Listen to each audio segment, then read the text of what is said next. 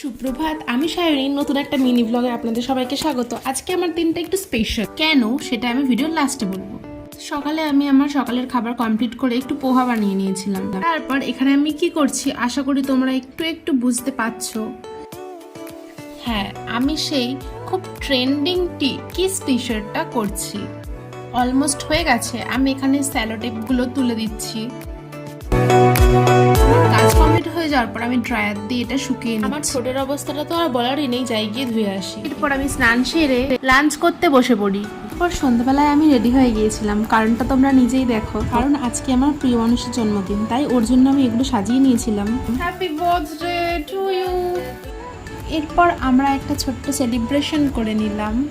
টি শার্টটা আমার এত পছন্দ হয়েছিল যে আমিও পরে কয়েকটা ফটো তুলে নিলাম। আজকের ভিডিওটা এই পর্যন্তই। ভালো লাগলে লাইক অ্যান্ড সাবস্ক্রাইব করে দিও। টাটা।